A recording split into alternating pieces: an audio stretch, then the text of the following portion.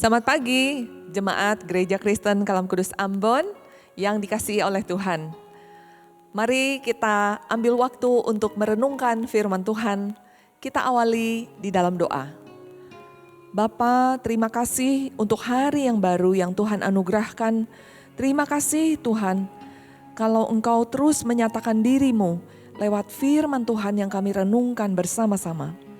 Mari ya Bapa, lawatlah umat-Mu, ubahkanlah pola pikir kami, lakukanlah terus pertumbuhan iman dan kerohanian oleh kuasa daripada Roh Kudus. Terima kasih Tuhan, Engkau yang memberi hikmat dan pengertian. Terpujilah nama Tuhan, di dalam nama Yesus kami berdoa. Amin. Jemaat sekalian, saya mengajak kita membaca dari Injil Yohanes pasalnya yang ke-9, mulai dari ayat yang pertama sampai ayatnya yang ke-7. Demikianlah firman Tuhan. Orang yang buta sejak lahirnya, waktu Yesus sedang lewat, ia melihat seorang yang buta sejak lahirnya. Murid-muridnya bertanya kepadanya, "Rabi, siapakah yang berbuat dosa? Orang ini sendiri atau orang tuanya, sehingga ia dilahirkan buta?" Jawab Yesus, "Bukan dia dan bukan juga orang tuanya. Tetapi karena pekerjaan-pekerjaan Allah harus dinyatakan di dalam dia. Kita harus mengerjakan pekerjaan dia yang mengutus aku. Selama masih siang akan datang malam, di mana tidak ada seorang pun yang dapat bekerja. Selama aku di dalam dunia, akulah terang dunia."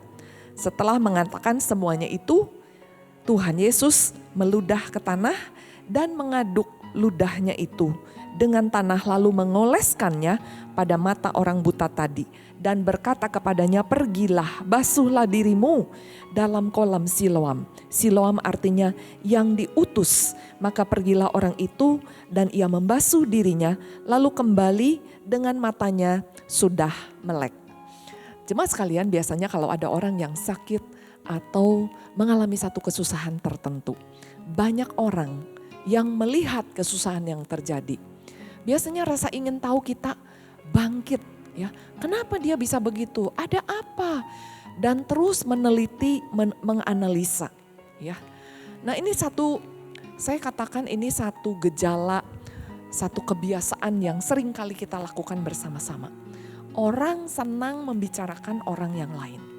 Dan akhirnya mengerucut kepada satu titik di mana kita bisa jatuh ke dalam dosa, yaitu menghakimi orang. Dan mulai bertanya, siapa yang bersalah? Gara-gara siapa penderitaan itu terjadi? Ya. Kenapa? Karena orang itu memiliki konsep kalau orang sehat itu tandanya diberkati. Tapi kalau orang sakit itu tandanya kena kutuk. Tetapi di dalam teks yang kita barusan baca bersama, Tuhan itu menyingkapkan satu sudut pandang ilahi tentang yang namanya penderitaan. Ya.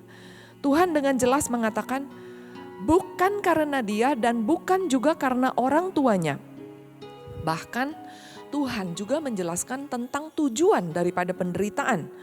Karena ada pekerjaan-pekerjaan Allah yang harus dinyatakan di dalam dia. Ya. Apa itu? Ketika seseorang menderita, Tuhan justru menyatakan diri melalui penderitaan manusia. Di ayat 5 dikatakan bahwa akulah terang dunia. Dan bagaimana Tuhan bukan hanya menyatakan diri lewat kata-kata, tetapi Tuhan langsung bertindak. Ia melakukan satu proses tindakan untuk menyembuhkan orang yang tersebut. Ia meludah ke tanah, dia mengaduk ludahnya, lalu mengoleskannya pada mata orang yang buta itu. Lalu menyuruhnya membasuh diri di kolam Siloam. Dan sesungguhnya ketika Tuhan memberi perintah ini, Tuhan sesungguhnya menguji apakah orang buta ini mau taat kepada perintahnya. Dan apa yang terjadi? Matanya yang buta itu menjadi menelek. Dia bisa mengenali. Di ayat 17 dikatakan, dia mengenali bahwa Yesus adalah nabi. Yesus bukan hanya orang biasa saja. Tetapi pengenalannya akan Kristus tidak berhenti di sana, tetapi meningkat secara progresif. Di ayat 37, dia mengenali Yesus sebagai Mesias, sebagai yang diurapi oleh Tuhan, sebagai juru selamat. Dan di ayat 38, satu puncak iman daripada orang yang sudah disembuhkan ini. Dia percaya, dia sujud menyembah Tuhan. Dia memanggil nama Tuhan. Artinya dia menundukkan hatinya, jiwanya untuk benar-benar mau mentaati, mengangkat Tuhan sebagai raja, sebagai orang yang dia akan taati seumur hidupnya. Dan apa ironi yang terjadi? Jemaat sekalian, lihat bagaimana reaksi daripada orang-orang Farisi. Ya, nanti jemaat bisa baca seluruh pasal 9 ini. Di ayat 16, orang-orang Farisi malahan menghakimi Tuhan Yesus, tidak percaya, meragukan kuasa Tuhan, bahkan mengejek Tuhan Yesus. Ya. Di ayat 41 Tuhan Yesus mengatakan, dosa mereka itu justru malah tidak diampuni. Sungguh satu ironi, orang Farisi yang dikenal sebagai orang yang begitu saleh, yang memiliki pengetahuan yang begitu banyak akan firman Tuhan. Tetapi secara iman justru matanya tidak mengenali bahwa Yesus itu adalah Tuhan. Sebaliknya, orang yang secara jasmani, dia buta sejak lahir, tetapi dia bisa mengenali Yesus sebagai Tuhan, sebagai Mesias. Ya. Jemaat sekalian, bagaimana di dalam hidup kita saat ini juga, penderitaan yang dialami oleh seorang Nick Vujicic, ya, yang lahir tanpa memiliki tangan dan tidak punya kaki. Bagi sebagian orang, Nick tidak punya masa depan yang indah dan cerah.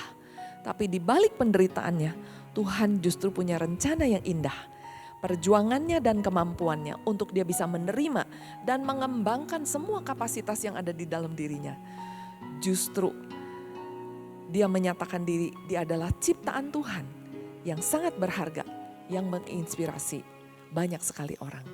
Kalau saat ini Bapak Ibu Saudara mengalami banyak kesusahan dan mungkin ada penderitaan yang menjadi sorotan daripada orang-orang yang ada di sekitar.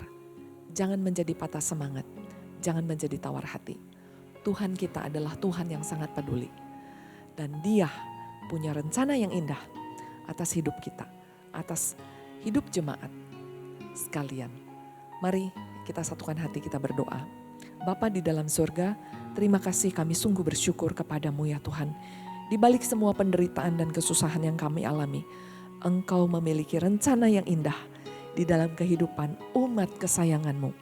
Mari ya Tuhan, beri kreativitas, beri daya juang yang tinggi, beri hikmat, beri mata rohani yang tercelik. Sehingga kami selalu bisa melihat ada Tuhan yang bertahta di tengah penderitaan, kesusahan yang kami alami. Terpujilah Tuhan sehingga Engkau menyatakan dirimu lebih dalam dan lebih dalam lagi. Hanya di dalam nama Yesus kami naikkan doa dan permohonan kami. Haleluya, amin. Sampai jumpa, Tuhan berkati.